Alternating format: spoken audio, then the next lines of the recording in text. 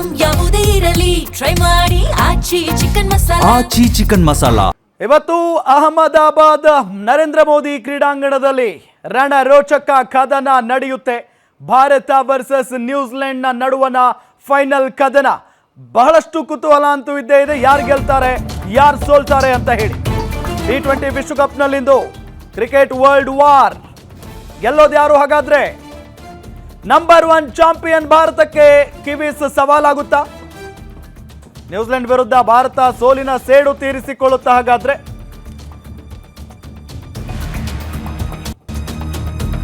Champion ಪಟ್ಟಕ್ಕಾಗಿ ಇವತ್ತು ಎರಡು ತಂಡಗಳ ಹೈ ವೋಲ್ಟೇಜ್ ಫೈಟ್ ಅಂತೂ ನಡೆಯುತ್ತೆ. ವಿಶ್ವಕಪ್ ಗೆದ್ದು ಹಿಸ್ಟರಿ ಕ್ರಿಯೇಟ್ ಮಾಡೋದಕ್ಕೆ ಟೀಮ್ ಇಂಡಿಯಾ ಸಜ್ಜಾಗಿರೋದು. ಚೊಚ್ಚಲ T20 ವಿಶ್ವಕಪ್ ಗೆಲ್ಲೋದಕ್ಕೆ ನ್ಯೂಜಿಲೆಂಡ್ ಕೂಡ ಹೋರಾಟವನ್ನ ನಡೆಸುತ್ತೆ. ಅಹಮದಾಬಾದ್ನ ನರೇಂದ್ರ ಮೋದಿ ಸ್ಟೇಡಿಯಂ ಅಂತ ಅಂದಾಗ ಎಲ್ಲೋ ಒಂದ್ ಕಡೆ ನಮಗೆ ಭಾರತೀಯರಿಗೆ ಒಂದು ಸ್ವಲ್ಪ ಟುಕು ಅಂತೂ ಇದ್ದೇ ಇದೆ. ಬಿಕಾಸ್ 2023 ವರ್ಲ್ಡ್ ಕಪ್ ಫೈನಲ್ ಸೋತಿರೋದು ಕೂಡ ನಾವು ಅದೇ ಸ್ಟೇಡಿಯಂನಲ್ಲಿ. ಹಾಗಾಗಿ ನಮಗೆ ಸ್ವಲ್ಪ ಸಿಹಿ ಇದೆ, ತುಂಬಾ ಖಾರ ಇದೆ ಆ ಒಂದು ಸ್ಟೇಡಿಯಂನಲ್ಲಿ. ಸೊ ಹಂಗಾಗಿನೇ ಇವತ್ತು ಏನಾಗುತ್ತಪ್ಪ, ಒಂದು ಕಡೆ ಹೋಮ ಹವನಗಳು ನಡೀತಾನೆ ಇದ್ದಾವೆ ಸತತವಾಗಿ. ಇನ್ನೊಂದು ವಿಶೇಷ ಏನು ಅಂತ ಅಂದ್ರೆ, ಕಳೆದ ಬಾರಿ ವಿಶ್ವಕಪ್ ಗೆದ್ದಿರೋದು ನಮ್ಮ ಭಾರತ ತಂಡನೇ. ಸೊ ಇದೆಲ್ಲದರ ಜೊತೆಗೆ ಸತತವಾಗಿ ಯಾವೊಂದು ತಂಡವೂ ಕೂಡ ವಿಶ್ವಕಪ್ ಗೆದ್ದ ಇತಿಹಾಸವೇ ಇಲ್ಲ. ಬಟ್ ಈ ಸಾರಿ ನಮ್ಮ ಭಾರತಕ್ಕೆ ಆ ಅವಕಾಶ ಇದೆ. ಸೊ ಹಾಗಾಗಿ ಇವತ್ತು ಭಾರತ ಗೆಲ್ಲುತ್ತಾ, ಹಿಸ್ಟರಿ ರಿಪೀಟ್ ಮಾಡುತ್ತಾ ಹಾಗಾದ್ರೆ ಭಾರತ? ಸಹಜವಾಗಿ ಕುತೂಹಲ ಇದ್ದೇ ಇದೆ.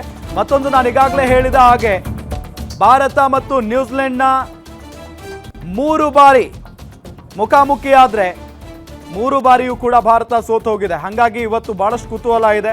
ಸತತ 2ನೇ ಬಾರಿಗೆ ಕಪ್ ಗೆದ್ದು ಇತಿಹಾಸ ನಿರ್ಮಿಸೋಕೆ ಭಾರತ ಸಜ್ಜಾಗಿರೋದು. ಇದುವರೆಗೆ ಯಾವುದೇ ತಂಡ ಸತತ 2ನೇ ಬಾರಿಗೆ ಟ್ರೋಫಿ ಗೆದ್ದಿಲ್ಲ. ಈವರೆಗೆ ಯಾವುದೇ ತಂಡ ತವರಿನಲ್ಲಿ T20 ವಿಶ್ವಕಪ್ ಕೂಡ ಗೆದ್ದಿಲ್ಲ. ಮತ್ತೆ ಚಾಂಪಿಯನ್ ಕಿರೀಟ ತೊಟ್ಟು ಹಿಸ್ಟರಿ ಕ್ರಿಯೇಟ್ ಮಾಡುತ್ತಾ ಹಾಗಾದ್ರೆ ಭಾರತ? ಮೊದಲ ಬಾರಿಗೆ ಫೈನಲ್ನಲ್ಲಿ ಭಾರತ ನ್ಯೂಜಿಲೆಂಡ್ ಮುಖಾಮುಖಿ ಆಗ್ತಾ ಇರೋದು. T20 ವಿಶ್ವಕಪ್ನಲ್ಲಿ ಈವರೆಗೆ 2ನೇ ಬಾರಿಗೆ ಫೈನಲ್ಗೆ ಬಂದಿರೋದು. ವರ್ಲ್ಡ್ ಕಪ್ನಲ್ಲಿ ಚರಿತ್ರೆ ಬರೆಯೋದಕ್ಕೆ ಟೀಮ್ ಇಂಡಿಯಾ ರೆಡಿ ಆಗಿದೆ. 4ನೇ ಬಾರಿಗೆ ವಿಶ್ವಕಪ್ ಫೈನಲ್ ತಲುಪಿ ಸಮರಕ್ಕೆ ಭಾರತ ಅಂತೂ ರೆಡಿ ಆಗಿದೆ. ಸತತ 2ನೇ ಬಾರಿಗೆ ಕಪ್ ಗೆದ್ದು ಇತಿಹಾಸ ನಿರ್ಮಿಸೋದಕ್ಕೆ ಭಾರತ ತಂಡ ಸಜ್ಜಾಗಿರೋದು. ನಾನು ಈಗಾಗಲೇ ಹೇಳಿದ ಹಾಗೆ ಸತತ 2ನೇ ಬಾರಿಗೆ ಇದುವರೆಗೂ ಇತಿಹಾಸ ತೆಗೆದು ನೋಡಿದ್ರೆ ಯಾವೊಂದು ತಂಡವೂ ಕೂಡ ಗೆದ್ದಿಲ್ಲ. T20 ವಿಶ್ವಕಪ್ನಲ್ಲಿ ಕಿವೀಸ್ ವಿರುದ್ಧ ಸೋಲಿನ ಸರಪಳಿ ಕಳಚುತ್ತಾ ಭಾರತ. ನಾನೀಗಾಗಲೇ ಹೇಳಿದ ಹಾಗೆ 3 ಮ್ಯಾಚ್ಗಳ ಪೈಕಿ 3ರಲ್ಲೂ ಕೂಡ ಕಿವೀಸ್ ವಿರುದ್ಧ ಭಾರತ ಸೋತಿದೆ. 2007ರಲ್ಲಿ, ಅದಾದ ನಂತರ 2016ರಲ್ಲಿ ನಾಗಪುರದಲ್ಲಿ ನಡೆದಂಥ ಮ್ಯಾಚ್ನಲ್ಲಿ ಭಾರತ 79ಕ್ಕೆ ಆಲ್ಔಟ್ ಆಗಿಬಿಟ್ಟಿತ್ತು. 2021ರ ದುಬೈ ಪಂದ್ಯದಲ್ಲಿ ಸೂಪರ್ 12 ಹಂತದಲ್ಲೂ ಕೂಡ ಸೋತಿತ್ತು. ಈ 3 ಸೋಲಿಗೆ ಸೇಡು ತೀರಿಸಿಕೊಳ್ಳೋದಕ್ಕೆ ಟೀಮ್ ಇಂಡಿಯಾ ರೆಡಿ ಆಗಿದೆ. ಸೊ ಹಾಗಾಗಿ ಸೋಲಿನ ಸರಪಳಿ ಇವತ್ತು ಕಳಚುತ್ತಾ ಭಾರತ? ಈ ಪ್ರಶ್ನೆ ಅಂತೂ ಇದ್ದೇ ಇದೆ. ಸೊ ಈ ಒಂದು ವರ್ಲ್ಡ್ ಕಪ್ ನಾವು ಗಮನಿಸ್ತಾ ಇದ್ರೆ 8 ಪಂದ್ಯಗಳನ್ನು ಆಡಿದೆ ನಮ್ಮ ಭಾರತ. ಅದರಲ್ಲಿ 1 ಪಂದ್ಯವನ್ನ ಸೋತಿದೆ ಮತ್ತು 7 ಪಂದ್ಯಗಳನ್ನು ಗೆದ್ದು ಬೀಗಿದೆ. ಬಟ್ ಕನ್ವಿನ್ಸಿಂಗ್ ವಿಕ್ಟ್ರಿ ಆಗಿದೆಯಾ ಅಥವಾ ಆರಾಮಾಗಿ ಗೆದ್ಕೊಂಡು ಬಂದಿದೆಯಾ ಅಂತ ಅಂದರೆ ಇಲ್ಲ, ಭಾಳ ಕಷ್ಟಪಟ್ಕೊಂಡು ತೆವಳ್ಕೊಂಡು ಇಲ್ಲಿವರೆಗೂ ಬಂದಿದೆ ಭಾರತ.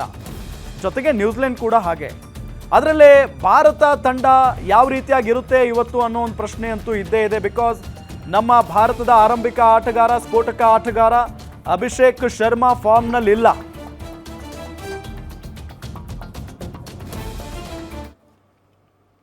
ನೋಡಿ, 2 ತಂಡಗಳ ಬಲಾಬಲ ಜೊತೆಗೆ ಇವತ್ತಿನ ಪಂದ್ಯ ಬಹಳಷ್ಟು ರೋಚಕತೆಯನ್ನ ಪಡೆದುಕೊಳ್ತಾ ಇದೆ. ಸೊ ಇದೆಲ್ಲದರ ಬಗ್ಗೆಯೂ ಕೂಡ ನಾವು ಚರ್ಚೆ ಮಾಡ್ತಾ ಹೋಗ್ತೀವಿ. ನಮ್ಮ ಜೊತೆಗೆ ವಿಶೇಷ ಗೆಸ್ಟ್ಗಳು ಕೂಡ ಜಾಯ್ನ್ ಆಗಿದ್ದಾರೆ. ಮೊದಲಿಗೆ ಸುರಸುಂದರ ಅವಿನಾಶ್ ಅವರಿದ್ದಾರೆ. ಅವಿನಾಶ್ ಅವರೇ, ಸ್ವಾಗತ ನಿಮಗೆ ಮತ್ತೊಮ್ಮೆ. ಇನ್ನು ಭೂಮಿಕಾ ಅವರಿದ್ದಾರೆ. ಭೂಮಿಕಾ ಅವರೇ, ಸ್ವಾಗತ ನಿಮಗೆ. Thank you. ಇವತ್ತಿನ ಮ್ಯಾಚ್ ಬಹಳಷ್ಟು ಕುತೂಹಲ ಮೂಡಿಸಿದೆ. ಏನು ಹೇಳ್ತೀರಿ ಮೊದಲಿಗೆ? ಇಲ್ಲ, ಖಂಡಿತವಾಗ್ಲೂ ಫಿನಾಲೆಗೆ ಬಂದಿರೋದಂತೂ ತುಂಬಾ ಖುಷಿ ಇದೆ. ಯಾಕಂದ್ರೆ ಅಷ್ಟು ಟೀಮ್ನ ಹಿಂದಕ್ಕೆ ಇವತ್ತು ನಾವು ಏನು ಫಿನಾಲೆಗೆ ಬಂದಿದ್ದೀವಿ, ನಿಜವಾಗ್ಲೂ ಕಂಗ್ರ್ಯಾಚುಲೇಷನ್ ಹೇಳಲೇಬೇಕು ನಮ್ಮ ಟೀಮ್ ಇಂಡಿಯಾಗೆ. ಆ್ಯಂಡ್ ಟೀಮ್ ಇಂಡಿಯಾ ಹೇಳೋ ಥರ ಏನು ಕಳಪೆ ಟೀಮ್ ಕೂಡ ಅಲ್ಲ ಅಥವಾ ತೆವಳ್ಕೊಂಡು ಬಂದಿದೆ ಅಂತ ಓಕೆ. ಯಾಕಂದರೆ ಪರ್ಫಾರ್ಮೆನ್ಸ್ ತುಂಬಾ ಚೆನ್ನಾಗಿತ್ತು, ಕಳಪೆ ಅಂತ ಏನೂ ಇಲ್ಲ. ಯಾಕಂದರೆ ಪರ್ಫಾರ್ಮೆನ್ಸ್ ಚೆನ್ನಾಗಿರೋದಕ್ಕೇ ಇವತ್ತು ಫಿನಾಲೆಗೆ ಬಂದು ನಿಂತಿರೋದು, ಯಾಕೆ ನಮ್ಮ team India. And previous matches ನೋಡಿದಾಗ ವಾಂಖೇಡೆ ಸ್ಟೇಡಿಯಂ ಅಲ್ಲಿ ಏನ್ ನಡೀತು 253 ಸ್ಕೋರ್ ಏನು ತುಂಬಾ ಕಮ್ಮಿ ಸ್ಕೋರ್ ಕೂಡ ಅಲ್ಲ. ಹೌದು. ಯಾಕಂದ್ರೆ ಇಂಗ್ಲೆಂಡ್ ವಿರುದ್ಧ ಆಡಿರೋದು 253 ಕಮ್ಮಿ ಸ್ಕೋರ್ ಅಲ್ವೇ ಅಲ್ಲ, ಅದು 220 ಫಾರ್ಮ್ಯಾಟ್ ಅಲ್ಲಿ. ಅಂಥದ್ರಲ್ಲಿ ಆ 253ನ ಇಂಗ್ಲೆಂಡ್ ಟೀಮು 247 ಹೊಡೆದಿದೆ ಅಂದ್ರೆ ಅದು ನಿಜಕ್ಕೂ ಗ್ರೇಟ್. ಯಾಕಂದ್ರೆ ತುಂಬಾ ದೊಡ್ಡ ಮೊತ್ತ ಅದು. ಸೊ ಅದು ಅಷ್ಟು ಬೀಟ್ ಮಾಡಿದೆ ಅಂದ್ರೆ ಅದು ನಿಜವಾಗ್ಲೂ ಗ್ರೇಟ್ ಅಂತಾನೆ ಹೇಳ್ಬೋದು. ಅಂಡ್ ಇವತ್ತಿನ ಮ್ಯಾಚ್ ಏನು ನಮ್ಮ ನರೇಂದ್ರ ಮೋದಿ ಸ್ಟೇಡಿಯಂ ಅಲ್ಲಿ ನಡೀತಾ ಇದೆ, ಸೊ ಆ ಪಿಚ್ ಬಗ್ಗೆ ತುಂಬಾನೇ ಸ್ವಲ್ಪ ಲೈಕ್ ಮಾತುಕತೆ ಡಿಸ್ಕಸ್ ನಡೀತಾನೆ ಇದೆ. ಯಾಕಂದ್ರೆ ಬ್ಲ್ಯಾಕ್ ಸಾಯಿಲ್ ಅಂತಾರೆ, ಕಪ್ಪು ಮಣ್ಣು ಅಂತಾರೆ. ಸೊ ಪಿಚ್ ಸ್ವಲ್ಪ ತುಂಬಾ ಕಷ್ಟ ಅಂತಾನೆ ಹೇಳ್ತಾ ಇದ್ದಾರೆ. ಅಂಡ್ ತುಂಬಾ ದೊಡ್ಡ ಸ್ಟೇಡಿಯಂ ಬೇರೆ, ಅಂಡ್ ದೊಡ್ಡ ಕ್ರೌಡ್. ಇವತ್ತಿನ ಕ್ರೌಡ್ ಏನಿದೆ ತುಂಬಾ ದೊಡ್ಡ ಕ್ರೌಡ್, ಯಾಕಂದ್ರೆ ತುಂಬಾ ಮ್ಯಾಚಸ್ ಅಲ್ಲಿ ನಡೆದಿದೆ. ಆಮೇಲೆ 1 ಲಕ್ಷಕ್ಕಿಂತ ಹೆಚ್ಚು ಜನ ಬರ್ತಾರಲ್ಲ. ಹೌದೌದು, ತುಂಬಾ ದೊಡ್ಡ ಗ್ರೌಂಡ್ ಬೇರೆ, ಅಂಡ್ ಗ್ರೌಂಡ್ ಕೂಡ ತುಂಬಾ ದೊಡ್ಡದಾಗಿದೆ. ಇವತ್ತು ಬೇರೆ ಸ್ಟೇಡಿಯಂ ಕಂಪೇರ್ ಮಾಡಿದಾಗ, ಇವಾಗ ಬೇರೆ ಸ್ಟೇಡಿಯಂ ಅಲ್ಲಿ ನಾವೇನೋ 6 ಹೊಡಿಯಕ್ಕೆ ಹೋದಾಗ ಎಲ್ಲೋ ಬೌಂಡ್ರಿಂದ ಆಚೆ ಹೋಗಿರುತ್ತೆ. ಅಂಡ್ ಬಟ್ ಈ ಸ್ಟೇಡಿಯಂ ಅಲ್ಲಿ ಅದಷ್ಟು ಈಸಿ ಇಲ್ಲ. ನೀವು ಸಿಕ್ಸ್ ಹೊಡಿಯಕ್ಕೆ ಹೋದ್ರೆ ಎಲ್ಲೋ ಕ್ಯಾಚ್ ಸಿಗುವಂತ ಚಾನ್ಸಸ್ ತುಂಬಾನೇ ಜಾಸ್ತಿ ಇದೆ ನರೇಂದ್ರ ಮೋದಿ ಸ್ಟೇಡಿಯಂ ಅಲ್ಲಿ. ಅಂಡ್ ನೋಡೋಣ ಇವತ್ತಿನ ಮ್ಯಾಚ್ ಏನಾಗುತ್ತೆ ಅಂತ. ಎಸ್ ಅವಿನಾಶ್, ಇವತ್ತಿನ ಮ್ಯಾಚ್ ಬಗ್ಗೆ ಮಾತಾಡೋದಕ್ಕಿಂತ ಮುಂಚೆ ನಾನು ಇಂಗ್ಲೆಂಡ್ ವರ್ಸಸ್ ಇಂಡಿಯಾ ಮ್ಯಾಚ್ ಬಗ್ಗೆ, ನಾವು ಕಳೆದ ಮ್ಯಾಚ್ ಬಗ್ಗೆ ಮಾತಾಡೋಣ. ಹೆಂಗಿತ್ತು ಆ ಮ್ಯಾಚ್? ಇಲ್ಲ, ಸಿಕ್ಕಾಪಟ್ಟೆ ಕ್ರೇಜಿ ಆಗಿತ್ತು. ಅಂಡ್ ನಾನು ಅದೇ ಪೋಸ್ಟ್ ಮಾಡಿದ್ದೆ, ಯಾವ ಫೈನಲ್ಗೂ ಕಡಿಮೆ ಇರಲಿಲ್ಲ ಅಂತ. ಒಂದ್ ಸೈಡ್ ಬ್ಯಾಟಿಂಗ್ ಆಗಿದ ತಕ್ಷಣ 250+ ಸ್ಕೋರ್ ಬಂದಿದ ತಕ್ಷಣ ಏನಾಗುತ್ತೆ, ಸೆಮಿಫೈನಲ್ ಅಂದಿದ ತಕ್ಷಣ, ವರ್ಲ್ಡ್ ಕಪ್ ಅಂದಿದ ತಕ್ಷಣ ಏನಾಗುತ್ತೆ, ಆಬ್ವಿಯಸ್ಲಿ ಅದು ಹೈ ವೋಲ್ಟೇಜ್ ಮ್ಯಾಚ್. ನಮಗೆ ಸೆಮಿಫೈನಲ್ ಅಲ್ಲ, ಯಾಕಂದ್ರೆ ಡೂ ಆರ್ ಡೈ ಮ್ಯಾಚಸ್. ಇವಾಗ ಲೀಗ್ ಹಂತದಲ್ಲಿ 1-2 ಸೋತ್ರು ನಡೆಯುತ್ತೆ, ಬಟ್ ಇಲ್ಲಿ ನಡೆಯಲ್ಲ. ಸೊ ಇಲ್ಲಿ ಏನಾಗುತ್ತೆ, ನಮ್ಗೆ 170-180 ಬಂದ್ರೇನೆ ಸಮಾಧಾನ, high voltage pressure match, so ಆರಾಮಿಗೆ ಅಂತ. ಸೊ ಅದನ್ನ ಮೊನ್ನೆ ಹೆಂಗಾಯ್ತು ಅಂದ್ರೆ 250 ಕೂಡ ಸೇಫೆಸ್ಟ್ ಸ್ಕೋರ್ ಅಲ್ಲ ಅನ್ನೋ ತರ ಆಗೋಯ್ತು. ಅಂಡ್ ಎಸ್ಪೆಷಲಿ ಬೆತ್ತಲ್ಲು, RCB ಹುಲಿ ಅಂತ ಹೇಳ್ತಾ ಇರ್ತೀವಿ ನಾವು. ನಾನು ಅದೇ ಹಾಕಿದ್ದೆ, ಇವಾಗ RCB ಆಡ್ಬೇಕಾದ್ರೆ ಆಡಪ್ಪ ಅಂತ ಬೈತೀವಿ. ಈಗ ಔಟ್ ಆಫ್ ಕ್ರಿಕೆಟ್ ಅಂದ್ರೆ ಇದೆ, ಇವಾಗ ಒಂದೊಂದು ಟೂರ್ನಮೆಂಟ್ ಒಂದೊಂದು ರೀತಿ ಇರುತ್ತೆ. ಇವಾಗ end of the day RCB ಅಂತ ಬಂದ್ರೆ ಆಬ್ವಿಯಸ್ಲಿ ನಾವು ಬೆಂಗಳೂರಿನ ಡಿಫೆಂಡ್ ಮಾಡ್ಕೊಳ್ಬೇಕು. ಇಂಡಿಯನ್ ಬಂದ್ರೆ ಯಾವ RCB ಪ್ಲೇಯರು ಅವೆಲ್ಲ ಮ್ಯಾಟರ್ ಆಗಲ್ಲ, ನಮ್ಮ ಇಂಡಿಯಾ ಅಷ್ಟೇ. ಸೊ ಹಾಗಾಗಿ ಹೈ ಸ್ಕೋರಿಂಗ್ ಮ್ಯಾಚ್ ಇದ್ದಾಗ ಅದು ಅಷ್ಟೊಂದು ಅಲ್ಲಿವರೆಗೂ ಹೋಗುತ್ತೆ ಅಂತ ಗೊತ್ತಿಲ್ಲ. And end of the day ಬೆತ್ತಲ್ನ ನಾವು ಔಟ್ ಮಾಡೋದಕ್ಕಾಗಲೇ ಇಲ್ಲ. ಆ ರನ್ಔಟ್ ಏನಿದೆ ಅದು ಬೆತ್ತಲ್ಲೇ ಕೊಟ್ಟೋಗಿದೆ, ಯಾಕಂದ್ರೆ ಆ ಹಂತದಲ್ಲಿ 2 ರನ್ ಓಡ್ಲೇಬೇಕಾಗಿತ್ತು, ಸ್ಟ್ರೈಕ್ ಅಲ್ಲಿ ಇರಲೇಬೇಕಾಗಿತ್ತು. ಹಾಗಾಗಿ ಔಟ್ ಆಗಿದ್ದು, ಇಲ್ಲ ಅಂದ್ರೆ ಕಷ್ಟ ಆಗ್ತಾ ಇತ್ತು.